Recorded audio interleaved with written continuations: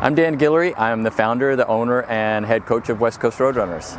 We've got 20 coaches on our staff, and each of our coaches has one particular goal in mind. That's to help you achieve your goal.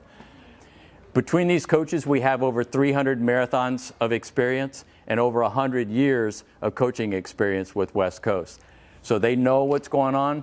Feel free to ask them any questions. I've got good news and bad news for you. I'll start with the bad news. I don't think anybody here in this room is going to win the marathon, sadly. I know, you can cry now if you like. That's actually the good news too at the same time, because the good news is the pressure is off. There's no pressure. You come here every Saturday, get with your group, get with your friends, go for a run. You don't have to worry about it. You don't have to get out there and freak out that you're not going to win this thing. It doesn't matter. You're just going to come out and we're going to make training fun for you. We're going to make it fun on Saturday mornings when you get out with your group, and even more fun because you're going to be with a whole bunch of people that are doing the same thing you're doing. And in this program, we're going to have 3 different locations. We have one down in Mid-City, the Mission Bay area. We have one up in Carlsbad area, our North County Coastal, and we have a North County Inland, which is the Rancho Bernardo and Escondido area. About 5 weeks into the program, we'll start going on a basis of about every 3 to 4 weeks. We join everybody together. We call it an all-group meet or an AGM. I mean, we'll get out there on Saturday mornings. We'll have a couple hundred people out there at this thing. So you'll wonder. Training is a life-changing experience when you're training for a half and full marathon. There's going to be a lot of things that are going to change about you. Friday nights, for instance. We run on Saturday mornings as a group. When your friends call you up at 9 p.m. on Friday and say, hey, we're going out to so-and-so, you want to go? Just say no. Part of our program is, there's a couple of different parts. First part is physical. We're going to go through the physical part. We're going to get out every weekend. We're going to add mileage. We're going to be going a little bit longer. We don't always just climb every week. We'll go up a couple of weeks and drop down a week. We'll go up a couple of weeks and drop down a week. So you're not always just climbing on the ladder, climbing in your mileage. But doing the physical part is going to get your body adapting, and you're going to get physically ready to do it, half or full, whichever program you decide to go. The other part is the educational part. And we like to go out and we have guest speakers that come out. Roadrunner Sports will come out and do some clinics for us. But we talk about hydration, shoes and apparel, we'll cover that. Stretching, strength training. We'll talk about psychology. We'll talk about hill repeats, how you're going to do them, why you're going to do them. We'll talk about speed training, why you're going to do them, how you're going to do them. We'll have coached sessions out there as well for that.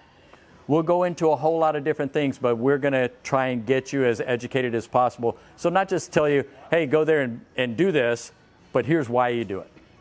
If you understand why, you're going to be more apt to want to do it. We have a special ingredient that goes with all of our different programs that we do here. It's called camaraderie. Look around you. This is that. When you have friends that are doing the same thing and have the same goals, it makes it so much easier. Everybody in this room who's run will tell you the same thing. I've been out there when I'm going for a 6-mile run, and at mile 4 I'm like, nope, not happening today. And your friends go, come on, we got this. They're going to help you. They're going to help you get there. That's where the camaraderie comes in. That's the special ingredient that we really got to count on, and this group should count on it for sure. We have different pace groups. We have 6 different pace groups in our group. So from the Chicago group, they train at a sub 8-minute pace. We have our New York group, which trains at an 8 to 9-minute pace. Our Marine Corps group, which is a 9 to 10-minute pace. Our Catalina group, which is a 10 to 12-minute pace. And then we have our Vegas group, which is 12 to 14 minutes. Mostly those consist of run-walk. So they have a run-walk plan. And if you are interested in that, you can do that, and maybe sometimes it'll get you to graduate up to the straight-up run all the time. We have a lot of people that do that, and it works out really well. And then we have our LA group. Mostly it's going to be our walking group, and they're 14-minute plus. How are you going to find this on a website? How are you going to find your schedules on the website? Go through that. You're going to go to WCRoadrunners.com, right up here on the very top. You're going to check into the members page. When you get to the members page, you check in. It's going to ask you for a password.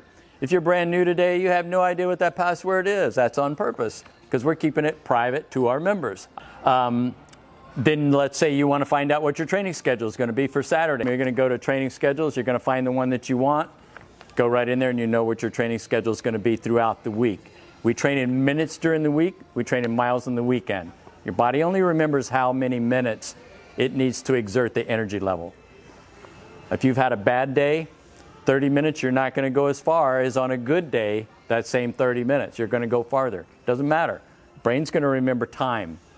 We go mileage on the weekend because we want you to know what you're capable of doing.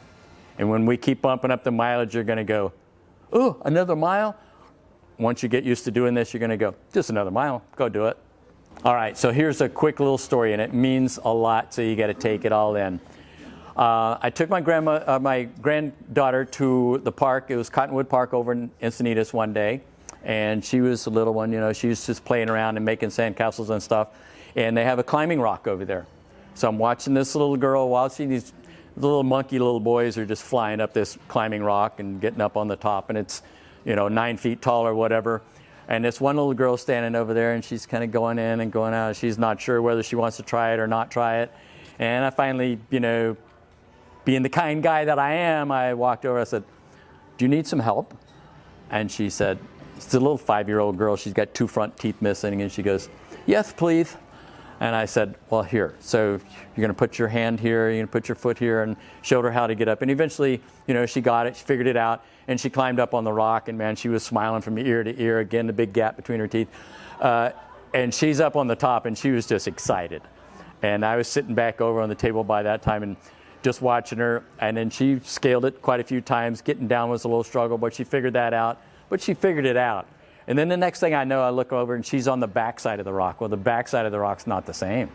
It's steeper, and it might even come back to you just a little bit, and the handholds are a little bit farther apart. It's for the experience. So she's back there, and she's struggling, man. She's trying it. And I got up again. I walked over. I said, "Look, sweetie, I don't know if you're going to be able to do this side. You know, it's kind of for the bigger kids." And she looked at me as only a 5-year-old could do and said, "Well, you never know unless you try." And I tell that story because isn't that us? That's exactly what this group is about. If you've never done it, you don't know what you're capable of doing until you try. Give us your confidence and try.